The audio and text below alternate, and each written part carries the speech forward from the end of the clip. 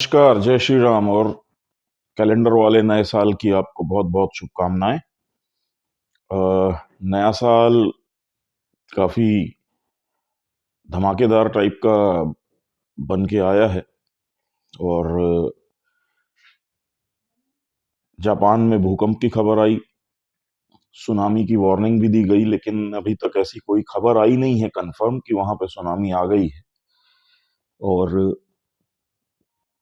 5-1 metre तक की height की सुनामी आने का अंदेशा बताया गया था, लेकिन शायद अभी तक कुछ ऐसी खबर है नहीं वहाँ पे कि सुनामी आई है सच में।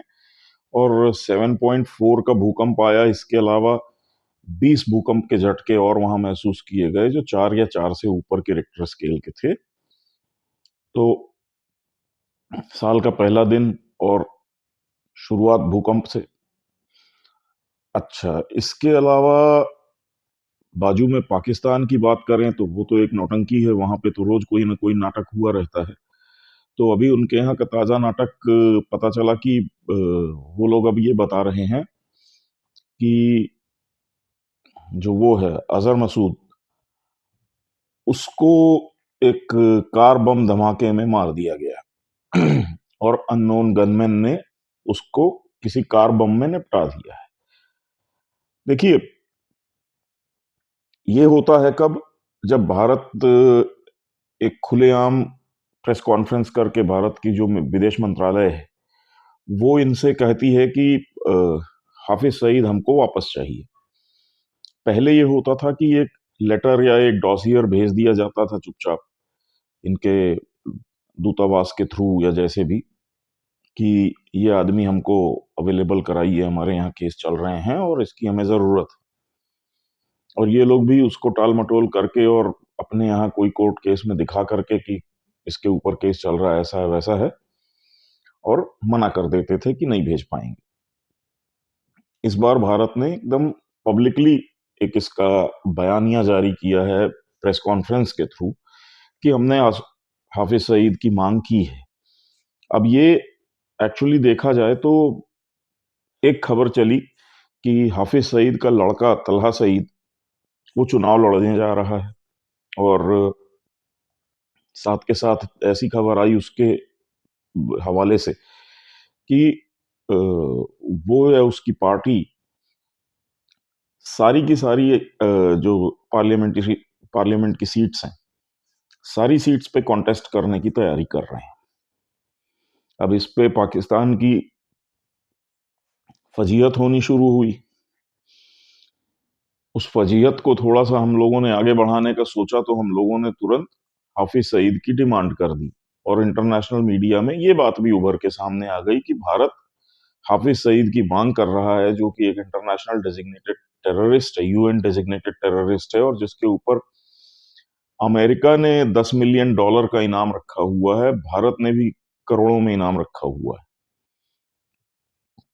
तो वो हम लोगों ने दुनिया को याद दिलाने की कोशिश की कि ये कितना बड़ा आतंकवादी पाकिस्तान के पास अभी भी है और उनकी अब वो मेन स्ट्रीम पॉलिटिक्स में उसका बेटा आने वाला है। और सिर्फ उतना ही नहीं, जैसा मैंने आपको बताया कि लश्कर जंगवी है, उसके लोग चुनाव में उतर रहे हैं, सिपाही साहिबा है, उसके लोग चुनाव में उतर रहे हैं। ये सब इंटरनेशनली डेजिग्नेटेड टेररिस्ट ऑर्गेनाइजेशंस हैं और इनसे जुड़े हुए लोग भी चुनाव में उतर रहे हैं। तो पाकिस्तान में क्या है, इस समय एक वो बौखलाहट और बदहवासी वाली हालत है। कोई भी कुछ भी कर रहा है, कंट्रोल किसी का किसी के ऊपर नहीं रह गया है। मतलब पहले जो होता था कि एक आर्मी है वो कंट्रोल करती रहती थी सारी चीजों को और सबको मैनेज करती रहती थी। अब ऐसा लग रहा है कि आर्मी के कंट्रोल से लगभग सब कुछ बाहर जा चुका है। ये आतंकवादी संगठन भी बाहर हो चुके हैं और आतंकवादी तो वैसे ही बाहर हो चुके हैं। आप चाहे तहरीक तालिबान की बात कर लें, टीटीपी की, या बलोचों की। बलोच महिलाओं का एक पूरा धरना इस्लामाबाद में बैठा हुआ है और इतनी ठंड में उनके साथ जो है बदसलूकी का व्यवहार सरकार की तरफ से किया जा रहा है और उस पे भी अब इंटरनेशनल मीडिया की निगाहें हैं।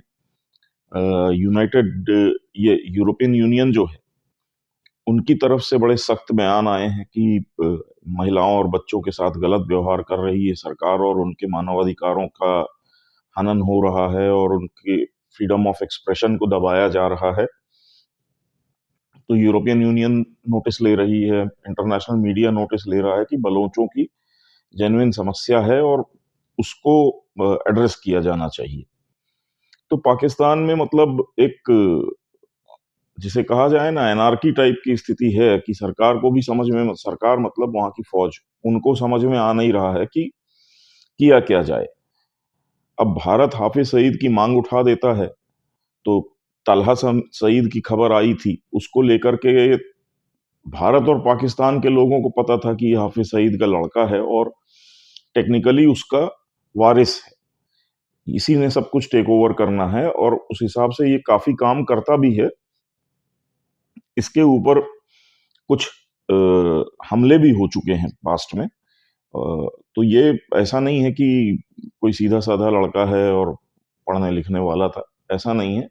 ये बाप की तरह ही जिहादी है और बाप की तरह ही बाप का पूरा कारोबार ये टेक ओवर करने के चक्कर में है और ये अब कोशिश कर रहा है कि ये आतंकवाद वाला लेबल जो बाप के ऊपर लगा हुआ था हाफिज सईद के ऊपर, उससे बाहर निकल के ये पॉलिटिशियन का लेबल लगा ले। हाफिज सईद की जो ऑर्गेनाइजेशन है वो सैकड़ों की तादाद में या कह लीजिए हजारों की तादाद में मदरसे चलाती है। इसके अलावा इनके कॉलेजेस और यूनिवर्सिटीज हैं बहुत सारे और हजारों की तादाद में इनके बच्चे पढ़ करके तमाम गवर्नमेंट डिपार्टमेंट्स में यहाँ तक कि वहाँ की फौज और आर्मी तक में काम कर रहे हैं, ऑफिसर्स भी हैं, जवान भी हैं, सब कुछ जो मैं पहले भी आपको बता चुका हूँ। तो हाफिज सईद का काफी एक इन्फ्लुएंस है और इसका अंदाजा आप इस बात से लगा सकते हैं कि पाकिस्तान जैसे भिखमंगे देश के अंदर भी हाफिज सईद की जमातुद दावा जो पहले लश्कर तोयबा होती थी उसके बाद इसने जमातुद दावा किया, उसके बीच में अभी भी वो फलाए इंसानियत करके एक एनजीओ भी चलाता है। तो और अपने आप को ये मतलब मानवतावादी और मानवता का सेवक और इस टाइप के टाइटल्स उर्दू में क्या बोलते हैं ये लोग, तो वो लगा करके चलता है। इसकी तमाम जो ऑर्गेनाइजेशंस हैं, लश्कर तोयबा हो गई, आपका जमातुद दावा हो गई और ये फलाए इंसानियत हो गई, ये सब मिला करके साल भर में करीब 5,000 करोड़ की डोनेशन पाकिस्तान से और पाकिस्तान के बाहर बैठे जिहादी पाकिस्तानी जो हैं उन सब से ही इकट्ठा कर लेता है। तो अच्छा खासा एक वो है, इनकम सोर्स है। दूसरा, हाफिज सईद इतना इम्पोर्टेंट कैरेक्टर है क्योंकि उसकी ताकत इतनी ज्यादा है। वो एक बार खुद बोल चुका है कि उसके पास 1 लाख से ज्यादा मिलिट्री ट्रेंड लोग हैं, मतलब जिनको युद्ध लड़ना, गोलीबारी ये सब चलाना आता है, वेल ट्रेन्ड जो होते हैं, ऐसे 1 लाख से ज्यादा जिहादी उसके पास पाकिस्तान में मौजूद है। तो आप समझ सकते हैं कि उसकी ताकत का क्या वो है। 6 लेवल की सिक्योरिटी मिली हुई है हाफिज सईद को। तो आप समझिए कि वहां के प्राइम मिनिस्टर और प्रेसिडेंट्स को जो सिक्योरिटी मिली हुई होती है उससे ज्यादा सरकारी सिक्योरिटी हाफिज सईद को दी जा चुकी है, दी गई है। उसके अलावा हाफिज सईद के पास अपने जो ट्रेंड बंदे हैं उनका सिक्योरिटी का एक अलग घेरा रहता है। तो he is the most protected man, even more protected than president and prime minister of Pakistan, क्योंकि प्राइम मिनिस्टर और प्रेसिडेंट की कोई हैसियत या औकात होती नहीं है। वो आप लोग पहले भी देख चुके हैं कि भुट्टो को फांसी पे टांग दिया इन्होंने, जिन्ना तक को निपटा दिया, लियाकत खान उनको निपटा दिया गया। तो पाकिस्तान के अंदर ये नेताओं की कोई हैसियत है नहीं, उनको सेना कभी भी निपटा सकती, कभी भी मार सकती है, वो डिस्पोजेबल टाइप की चीजें हैं। लेकिन ये जिहादी जो है ये बड़े काम की और बड़ी इंपॉर्टेंट चीज है क्योंकि पाकिस्तान आर्मी के सारे काले कारनामों में ये पार्टनर्स हैं। तो इनको ना नाराज कर सकते हैं, ना इनको कहीं बाहर किसी के हाथ लगने दे सकते हैं और ना इनको मार डालने का रिस्क ये लोग उठा सकते हैं।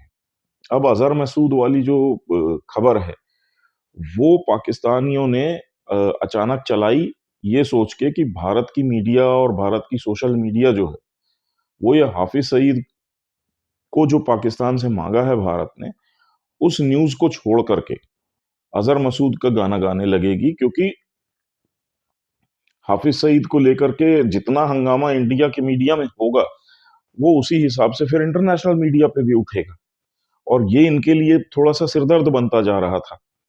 अच्छा, दूसरा क्या है कि इनके असीम मुनीर साहब जो 5 दिन, 6 दिन की यात्रा करके अमेरिका आए थे, शायद कुछ खबरें इंडिया को मिली होंगी कि इनकी अमेरिका से क्या बातचीत हुई है, क्या गुफ्तगू हुई है। भारत इस समय अमेरिका के साथ एक मतलब जो रिलेशनशिप है, वो इस समय थोड़ा टेंशन वाले फ़ेज़ में चल रही है। तो इस समय अमेरिका की तरफ से भारत के खिलाफ कुछ न कुछ किया जाता है, जवाब में भारत की तरफ से भी कुछ न कुछ किया जाता है। इस कड़ी में भारत जहाँ एक तरफ अमेरिका के ऊपर ये आरोप लगा रहा है कि कनाडा और अमेरिका भारत में जो लोग आतंकवादी माने जाते हैं, आतंकवादी गतिविधियाँ कर रहे हैं, वो खालिस्तानी अमेरिका और कनाडा के नागरिक हैं और उनको इन दोनों देशों ने पनाह दे रखी है। तो भारत उन पे ये आरोप लगा रहा है कि आप आतंकवादियों के पनाहगाह बन गए हो और आप हमारे आतंकवादियों को पनाह दे रहे हैं। अब ये हाफ़िज़ सईद वाला चैप्टर उठा करके भारत एक इक्विवेलेंस वाली सिचुएशन खड़ी करना चाहता है कि जहाँ ये वो बोल सके कि देखो, जैसे हाफ़िज़ सईद नाम का ये जो पाकिस्तानी नागरिक आतंकवादी है, जो भारत में आतंकवाद करता है और पाकिस्तान में छुप के बैठा है, वैसे ही ये पन्नू और निज्जर और इस टाइप के लोग कनाडा, अमेरिका के नागरिक हैं और कनाडा, अमेरिका में छुप के बैठे हैं। उनकी सरकारें उनको संरक्षण दे रही हैं। तो वो एक इक्विवेलेंस खड़ी करने की कोशिश इंडिया ने की है और इंटरनेशनल एक प्रेशर बनाने की कोशिश की है ताकि दुनिया के सामने धीरे-धीरे वो अमेरिका और पाकिस्तान का एक कंपैरिज़न शुरू हो सके कि यार जो पाकिस्तान काम कर रहा है, वही तो अमेरिका कर रहा है। और ये स्थिति धीरे से आएगी। पाकिस्तान अमेरिका के अंदर अमेरिकन से बहस करेंगे कि भाई क्या ज़रूरत है तुमको दूसरे देश के आतंकवादी को पनाह देने की? कोई पन्नू ऐसा कौन-सा बड़ा रॉकेट साइंटिस्ट है कि जिससे अमेरिका को बड़ा फ़ायदा हो रहा है? तो वो वाली एक बहस खड़ी करने के लिए भारत ने हाफ़िज़ सईद का मामला उठा दिया था। उस मामले को मतलब परसेप्शन से मीडिया से गायब करने के चक्कर में इन लोगों ने सोचा कि किया क्या जाए, तो अज़हर मसूद जो कि ऑलरेडी मसूद अज़हर जो है, वो ऑलरेडी बालाकोट की जो स्ट्राइक है, उसमें मारा गया है, ठीक है? क्योंकि उसके बाद से उसके कोई भाषण या कुछ उसके क्या काम काम ख़ासियत क्या थी कि वो किसी भी पब्लिक उस पे सभा-वभा में भाषण देता था, तो उसकी जो ऑडियो रिकॉर्डिंग है, वो बहुत सर्कुलेट होती थी ये जिहादी सर्कल्स में और व्हाट्सएप ग्रुप्स में और इसमें उसमें। और ये सब बड़े चाव से उसको सुनते थे और बड़ा भावनात्मक अपील होती थी उसके अंदर जिहाद करने की, बम लगा के फट जाने की। तो वो बालाकोट एयर स्ट्राइक के बाद से उसकी वो ऑडियोज़ आनी बंद हो गई। तो उससे काफ़ी हद तक ये कन्फर्म हो रहा था कि ये तो निपट गया है। अच्छा, नॉर्मली इनके आतंकवादी या जिहादी पाकिस्तान के अंदर कहीं न कहीं दिख जाते हैं क्योंकि उनको वहाँ किसी तरह का डर, भय या खतरा तो होता नहीं और उल्टा सिक्योरिटी उनके पास सरकारी होती है। तो मसूद अज़हर कहीं दिखाई नहीं दिया। अब बालाकोट के बाद दूसरी एक थ्योरी जो आई थी, वो ये आई थी कि वहाँ पे वो बुरी तरह से घायल हुआ था और बुरी तरह से घायल होने के बाद उसको आर्मी के हॉस्पिटल में एडमिट किया गया था। वहाँ उसका ट्रीटमेंट चल रहा है। उसको लेकर के कुछ ऐसी खबरें पाकिस्तान की तरफ से भी आई थी कि वो पाकिस्तान आर्मी के हॉस्पिटल में है और क्रिटिकल है या गंभीर है। इन लोगों ने हालाँकि शायद ये बोला था कि उसका डायलिसिस वग़ैरह होता है, उसका लिवर किडनी किडनी-विडनी फ़ेल हो गई है, इस टाइप की कोई बात की थी। बट ये खबर आई थी कि बालाकोट स्ट्राइक के इमीडिएटली बाद उसको अ, पाकिस्तान आर्मी के हॉस्पिटल में शिफ्ट किया गया और वहाँ से एक खबर और आई थी कि जिस हॉस्पिटल में वो एडमिट था, उस हॉस्पिटल में धमाका हुआ और वो उस धमाके में निपट गया। मतलब बालाकोट एयर स्ट्राइक से अगर वो बचा भी था, तो उसके ऊपर दूसरा हमला हॉस्पिटल के अंदर किया गया और उसको हॉस्पिटल में धमाके में मार दिया गया। लेकिन पाकिस्तान ने कभी इस चीज़ को कबूला नहीं, एक्सेप्ट नहीं किया। पाकिस्तान यही बोलता रहा कभी कि वो बीमार है, कभी कि वो अफ़गानिस्तान में, जैसे अभी हाल में ये क्या नाम है, बिलावल भुट्टो। तो बिलावल भुट्टो ने हाल में ये भंड मार दी थी कि वो तो अफ़गानिस्तान में है। फिर अफ़गानिस्तान वालों ने वहाँ से गाली दी इनको, तो ये चुप हुए। तो मसूद अज़हर को लेकर के ये दाएँ-बाएँ की कहानियाँ बनाते रहते थे कि यहाँ है, वहाँ है, बीमार है, ऐसा है, वैसा है, उसको उसके लिवर खराब है, उसको हार्ट की प्रॉब्लम है, यहाँ भर्ती है, वहाँ एडमिट है। तो वो कहानी ये लोग बनाते रहते थे, लेकिन सामने सबूत कोई उसके ज़िंदा होने के थे नहीं। तो शायद पाकिस्तानियों को लगा कि ये अच्छा मौका है, मसूद अज़हर की कहानी उड़ा दो कि कार बम धमाके में मारा गया, और इंडियन मीडिया जो है वो हाफिज सईद को छोड़ करके वापस मसूद अजहर के पीछे लग जाएगा, और हम लोगों के हिसाब किताब में भी हो जाएगा कि मर गया, खत्म।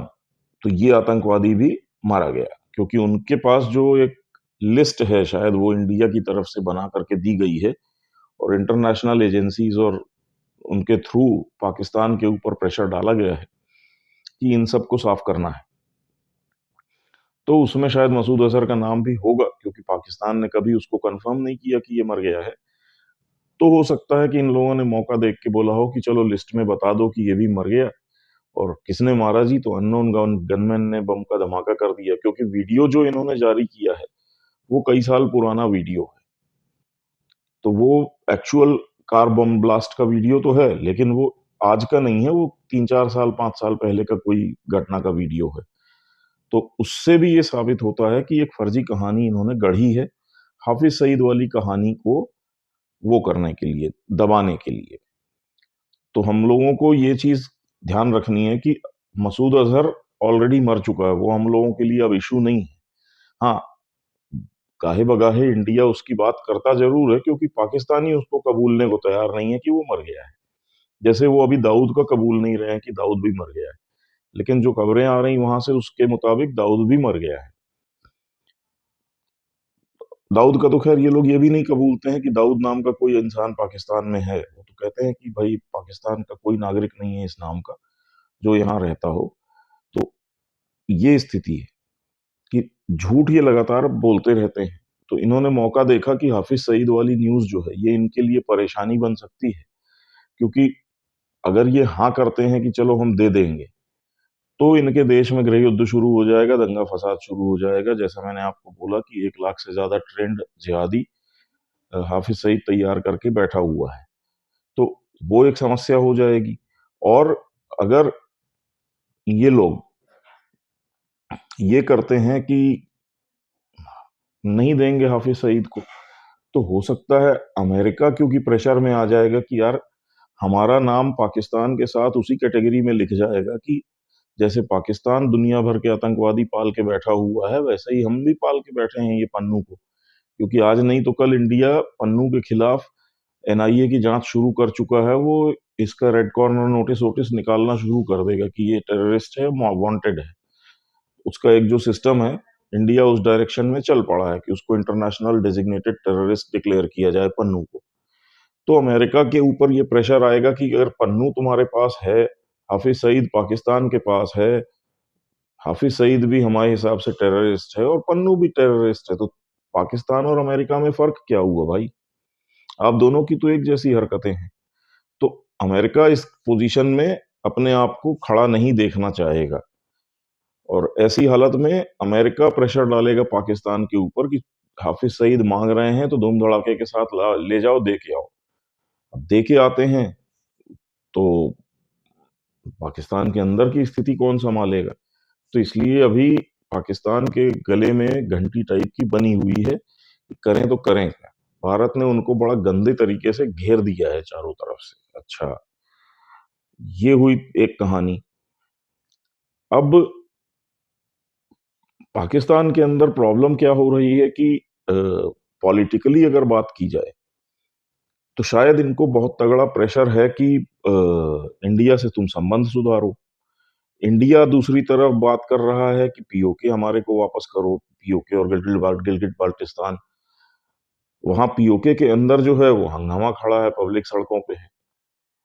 उनको पाकिस्तान की सरकार से 50 तरीके की शिकायतें हैं, बिजली के बिलों से लेकर के गैस की सप्लाई तक, हर चीज की, खाने पीने तक की उनको क्राइसिस है। तो वो एक प्रॉब्लम हो रही। बलोच सर पे नाच रहे हैं इनके इस्लामाबाद में आकर के, बलोच महिलाएं हंगामा कर रही हैं। तो पाकिस्तान बड़ी बुरी स्थिति में है, और ऐसी स्थिति में आतंकवादी चुनाव पे उतर चुके हैं, चुनाव लड़ेंगे। अब इसका इंटरनेशनल मीडिया क्या असर होगा, और पाकिस्तान को अब ये समझ में आने लगा है कि कुछ भी हो, इंडिया इनको फिर से एफएटीएफ के अंदर घसीटने के लिए पूरे ग्राउंड्स तैयार करने लगा है, और वो फंदा इनके गले में डाल के खींचने ही वाला है। और स्थिति ये है कि अमेरिका की तरफ से इनके ऊपर ये प्रेशर है कि इंडिया से संबंध नॉर्मल करो, क्योंकि साल 2 साल के बाद अमेरिका को एक लड़ाई चाइना के साथ लड़नी है। और ऐसे में वो ये नहीं चाहता है कि इंडिया के पास ये एक्सक्यूज आए लास्ट में कि यार हम पाकिस्तान से थोड़ा सा एंगेज्ड हैं, पाकिस्तान के कारण हमको थोड़ा सा अपना ध्यान इधर रखना है, तो हम आपकी चाइना में हेल्प नहीं कर पाएंगे। ये स्थिति ना हो पाए, इसलिए वो ये चाहता है कि पाकिस्तान का भारत के साथ रिलेशन नॉर्मल हो जाए। उसकी कंडीशन जो है वो भारत ने एक तरीके से ये रखी हुई है कि पीओके गिलगिट बाल्टिस्तान वापस करो, प्लस सिंध का एक हिस्सा हमें वापस चाहिए। सिंध का हिस्सा वापस क्यों चाहिए, तो वो इंडस रिवर के पास तक का हिस्सा इंडिया मांग रहा है। मतलब जो इंडस सिंधु नदी है उसके एक किनारे तक भारत को हिस्सा चाहिए, क्योंकि वो भी एक बीजेपी की बहुत पुरानी एक वो है, वायदा है कि सिंधु नदी भारत के झंडे के नीचे से बहेगी। ठीक है ना, तो वो अखंड भारत का एक स्टेप है। प्लस अगर हम वहां तक बढ़ जाते हैं तो उसके बाद हमारा लैंड कनेक्टिविटी बलूचिस्तान से तो काफी हद तक आसान हो जाएगी। और बलूचिस्तान से बनी अगर हमारी लैंड कनेक्टिविटी इजी हो जाती है, तो उसके बाद बलूचिस्तान का एक इजी कंट्री, मतलब एक इंडिपेंडेंट कंट्री बन के रहना और उसको सरवाइव कराना पॉसिबल हो जाएगा। अदरवाइज आज अगर वो आजाद होंगे और 10 साल के बाद पाकिस्तान जैसे ही थोड़ा सा स्थिति संभलेगी, फिर पाकिस्तान जब बलूचिस्तान पे हमला करके कब्जा करेगा। तो उस चक्कर में सिंध का एक हिस्सा भी हम इस समझौते के तहत वापस मांग रहे हैं। बदले में हम 10 15 20 बिलियन डॉलर तक देने को तैयार हैं, क्योंकि अगर हम लड़ाई लड़ लेते हैं या कोई वॉर लड़ लेते हैं पाकिस्तान से, तो हमारा 25 30 बिलियन डॉलर से ज्यादा का नुकसान हो जाएगा। तो बहुत सारे फैक्टर्स हैं जो कि दिखाई दे रहे हैं, और पाकिस्तान को भी अभी ये समझ में नहीं आ रहा है कि वो करें तो क्या करें। लेकिन ये दिखाई दे रहा है कि कुछ हद तक पाकिस्तान की आर्मी और एस्टेब्लिशमेंट अब ये मान चुका है कि इस टाइप का कोई सौदा इनको करना पड़ेगा अगर इन्हें सरवाइव करना है तो। अब उसके बाद बलूचिस्तान इनके पास रह पाता है कि इस डील में वो भी टूट जाता है, या वो उसके कुछ दिनों बाद टूट जाता है, ये देखना बाकी होगा। सीधे सीधे ये लोग हैंड ओवर तो कर नहीं पाएंगे। अब ये एक फर्जी नाटक नाटक वाला युद्ध लड़के करेंगे या कैसे करेंगे, वो देखने वाली बात होगी। लेकिन मुझको ऐसा लग रहा है कि अगले कुछ दिनों के अंदर, मतलब 15 से 20 दिन के अंदर, हो सकता है कि इस दिशा में कोई ना कोई काम हो जाए, रामलला के मंदिर के उद्घाटन के पहले। तो धन्यवाद, नमस्कार, जय श्री राम।